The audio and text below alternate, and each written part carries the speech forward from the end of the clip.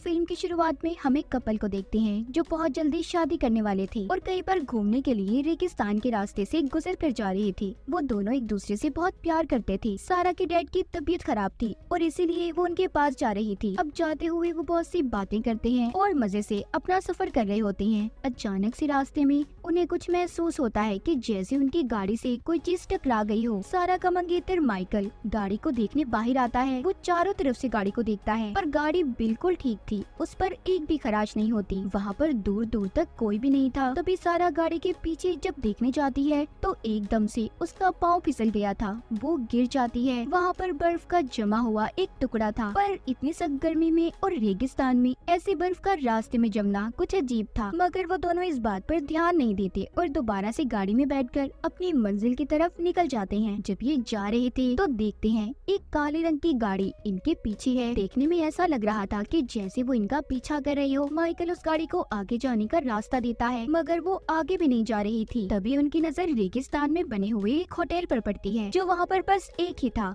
ये अपनी गाड़ी को उधर ही रोक लेते हैं। तब वो काली गाड़ी भी आगे चली गई थी। होटल के आसपास का एरिया भी बिल्कुल सुनसान था। सारा माइकल से कहती है, तुम कितनी तेज गाड़ी चलाते हो, एक दिन तुम्हारी ये गाड़ी को तेज चलाने वाली आदत हमारी जान ले लेगी। वो दोनों जब अपना मोबाइल देखते हैं तो सिग्नल्स भी नहीं थे। खैर ये उस होटल के अंदर जाते हैं। वहाँ पर भी एक बूढ़े कपल के अलावा कोई भी नहीं था। होटल भी सारा सुनसान था। वो एक टेबल पर बैठ जाते हैं। यहाँ पर माइकल बताता है कि सारा अभी मैं तुमसे शादी करने के लिए तैयार नहीं हूँ। वो कहती है, तुम हर बार अपनी जिम्मेदारियों से भागते हो, हमें बस अब शादी कर लेनी चाहिए। तभी उनके पास वेट्रेस आती है जो उनका ऑर्डर लेकर चली गई थी। सारा का ध्यान वहाँ पर बूढ़े कपल पर ही था जिनको होटल का मैनेजर यहाँ से बार बार जाने का कह रहा था। तभी कुछ देर के बाद वेट्रेस भी आ जाती है जो सारा के लिए ड्रिंक और माइकल के लिए कॉफी लेकर आई थी। साथ ही उसने इन्हें 2 कॉइन्स भी दिए थे जिनके बारे में बताती है कि ये 2 कॉइन्स आप यहाँ पर किसी भी सर्विस के लिए इस्तेमाल कर सकते हैं। तभी माइकल एक कॉइन का इस्तेमाल करता है और होटल में म्यूजिक चलाने का कहता है ताकि वो सारा को खुश कर सके। कुछ देर के बाद वो काले रंग की गाड़ी दोबारा से होटल के बाहर आकर खड़ी हो गई थी जो सारा और माइकल के इंतजार में खड़ी होती है। आखिर उनके साथ ये सब कुछ क्या हो रहा था,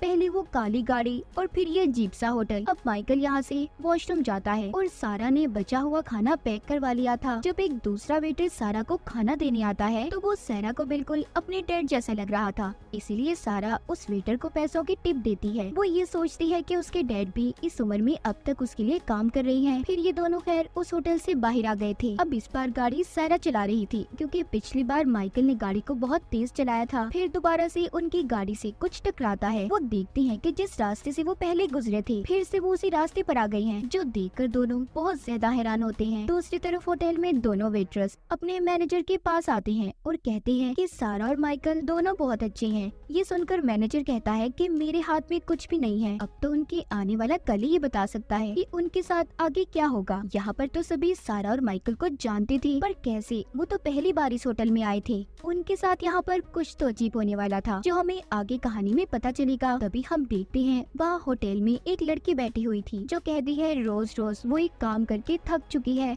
उधर सारा और माइकल बार बार एक ही जगह पर पहुँच जाते थे। इसका मतलब ये था कि शायद वो किसी टाइम लूप में फंस चुके थे और वक्त भी रुक जाता है। सारा माइकल से कहती है कि हम यहाँ पर किसी टाइम लूप में फंस गए हैं, देखो माइकल वक्त भी रुका हुआ है। वो भी सारा की तरह ही सोच रहा था। तभी उनके सामने काले रंग की गाड़ी भी आ जाती है। इस बार सारा ये फैसला करती है कि वो उस गाड़ी को देखने जाएगी कि अंदर कौन है जो कब से इन लोगों का पीछा कर रहा है। जब सारा उस गाड़ी के पास जाकर देखती है तो इस शीशे नीचे होने पर उसकी नजर उस आदमी पर पड़ती है जो गाड़ी को चला रहा था, जो डरावनी शक्ल का था, जिसे देखकर वो बहुत ज्यादा डर गई थी और भागकर अपनी गाड़ी में बैठ जाती है। उसने गाड़ी को तेज कर लिया था। सारा मुसलसल रो रही थी। माइकल उससे पूछता है कि सारा मुझे बताओ तुमने गाड़ी में क्या देखा। सारा कहती है मैं नहीं जानती कि उसका चेहरा ऐसा क्यों था पर बहुत डरावना था। तभी सारा देखती है कि काले रंग की गाड़ी फिर से उनका पीछा कर रही थी। इस बार वो उन्हें टक्कर मारने वाली थी मगर सारा ने अपनी गाड़ी की स्पीड को तेज कर लिया था और दोबारा से होटल के पास आ गई थी। अब वो उस होटल के अंदर जाकर फोन बूथ का पूछती है कि वो कहाँ पर है। जल्दी से वो वहाँ पर जाकर पुलिस को कॉल करती है और उस काले रंग की गाड़ी के बारे में बताती है जो अब तक इनका पीछा कर रही थी।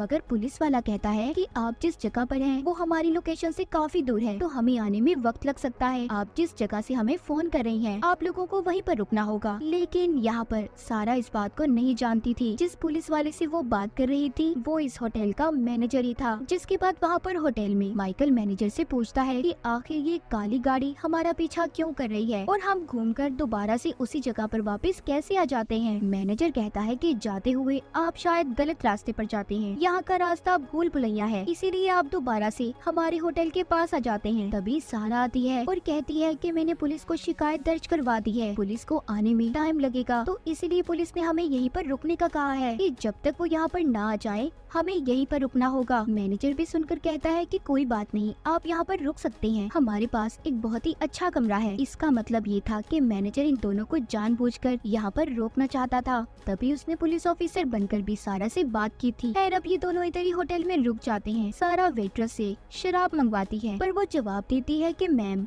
हमारे यहाँ एक ही बार आप शराब को पी सकती हैं। तभी यहाँ पर बैठी एक लड़की सारा से कहती है कि तुम मेरी बोतल को ले सकती हो, वैसे भी मैं यहाँ से जाने वाली हूँ। सारा जब उसे पैसे दे रही थी तो वो कहती है कि पैसे अब उसकी किसी काम के नहीं। ये बात सुनकर सारा थोड़ी हैरान हो जाती है। तभी यहाँ पर मैनेजर भी आ गया था जो उस लड़की को अपने साथ चलने का कह रहा था। बाद में मैनेजर उन दोनों को समझाता है कि वो लड़की पागल है, इसीलिए ऐसी बातें कर रही थी। जिसके बाद सारा अपने डैड को कॉल करने जाती है। अजीब बात ये थी कि सारा को अपने डैड की आवाज तो आ रही थी मगर उन तक सारा की आवाज नहीं पहुंच पाती। उधर हम मैनेजर को देखते हैं जो उस पागल लड़की को एक कमरे के अंदर जाने का कहता है जहां पर बहुत अंधेरा था। वो लड़की बहुत ज्यादा रो रही थी। मैनेजर उसे समझाता है कि देखो ये रास्ता तुमने अपने लिए खुद चुना है। इतना कहकर उसने उसे कमरे में धक्का दे दिया था। इधर होटल के अंदर सारा और माइकल के पास वेटर आता है जो इन्हें कह रहा था कि आपको अपने कमरे में जाने से पहले और सोच लेना चाहिए, और वो एक कागज पर उनके लिए एक मैसेज भी छोड़ता है। तभी वहाँ पर मैनेजर आ गया था जो उस कागज को सारा और माइकल के पढ़ने से पहले उठा लेता है जिस पर लिखा हुआ था रन, भागो। अब मैनेजर उन्हें उनके कमरे तक ले आया था। यहाँ पर सारा फिर से उस मैनेजर से काली गाड़ी के बारे में सवाल करती है मगर मैनेजर तो उसकी कोई बात का जवाब नहीं दे रहा था। वो ऐसा शो करवाता है कि जैसे उसने उसकी बात को सुना ही ना हो। मैनेजर यहाँ पर सारा का नाम लेता है जिससे वो थोड़ा हैरान हो गई थी। वो सोचती है कि आखिर इस मैनेजर को उसके नाम का कैसे पता। जब मैनेजर उनके लिए कमरा खोल रहा था तो सारा देखती है उस पर बर्फ की तह जमी हुई थी, बिल्कुल वैसी जैसी उसने रास्ते में देखी थी जब उनकी गाड़ी उससे टकराई थी। सारा समझ चुकी थी कि यहाँ पर गड़बड़ तो जरूर है, इसीलिए वो माइकल को यहाँ से चलने का कहती है। पर मैनेजर उन्हें कहता है कि देखो आप लोगों को आराम करने इस कमरे में जाना ही होगा, आप क्यों अपने लिए मुसीबत बढ़ा रहे हो। ये बात सुनकर तो सारा को और अजीब लगता है, इसीलिए वो दोनों यहाँ से भाग गए थे। आखिर मैनेजर ऐसा क्यों कह रहा था ये हमें कुछ ही देर में पता चलने वाला है। होटल में मैनेजर के पास उसके वेटर आते हैं जो कह रहे थे कि वो लोग अच्छे हैं, हमें उनकी मदद करनी चाहिए। लेकिन मैनेजर कहता है हमारे हाथ में कुछ नहीं है और कोई बात नहीं, अगर वो चले गए हैं वो फिर वापस आ जाएंगे। उधर सारा और माइकल जब जा रहे थे उन्हें फिर से रास्ते में वही आदमी दिखाई देता है जो काली गाड़ी में इनका अब तक पीछा कर रहा था, जिसको सारा ने भी देखा था। उसने सर पर हेड और काले रंग का कोट पहना होता है। इन दोनों को अब भी कुछ समझ नहीं आती कि आखिरकार इनके साथ ये सब क्या हो रहा था, और अब तो वो ये भी जानते थे कि इन सब में मैनेजर भी मिला हुआ है। कुछ देर के बाद फिर से इनकी गाड़ी झटका खाती है पर इस बार वो उस पर ध्यान नहीं देते और आगे की तरफ बढ़ने लगते हैं। तभी वो देखते हैं कि काले रंग की गाड़ी फिर से उनका पीछा कर रही थी। वो इस बार एक प्लान बनाते हैं। माइकल ने इस बार गाड़ी को रिवर्स ले लिया था, यानी कि उल्टा। सारा कहती है कि अगर हम किसी टाइम लूप में भी फंसे होंगे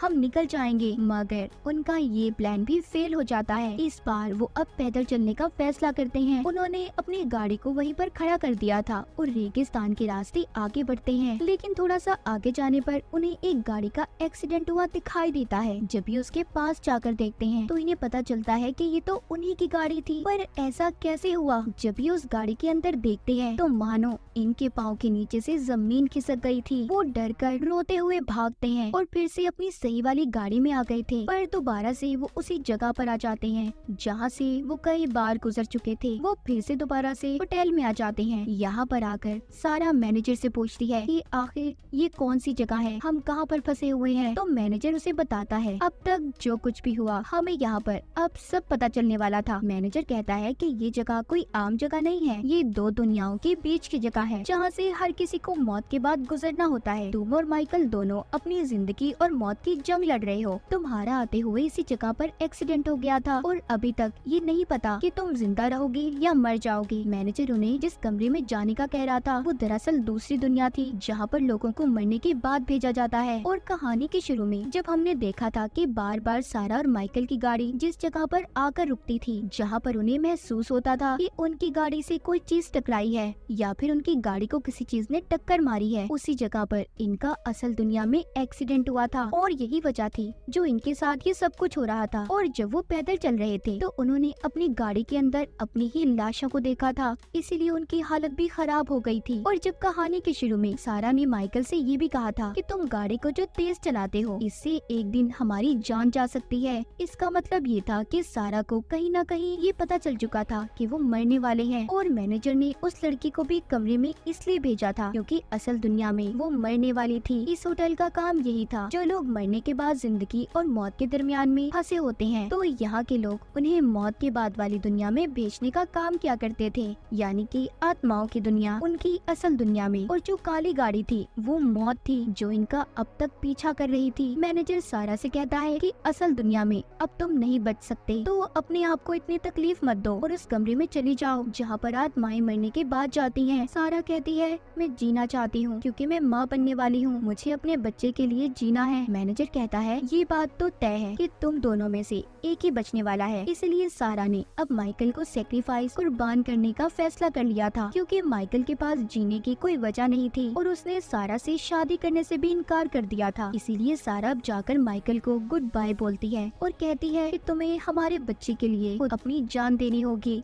हमारा साथ यहीं तक था माइकल, तुम्हें अपने बच्चे की खातिर मरना होगा। इसके बाद माइकल को उस कमरे में भेज दिया जाता है। हम असल दुनिया में देखते हैं कि सारा को तो होश आ गया था, उसकी सांसें दोबारा आ जाती हैं, मगर अब माइकल की मौत हो चुकी थी। और इसी के साथ इस फिल्म की कहानी यहीं पर खत्म हो जाती है।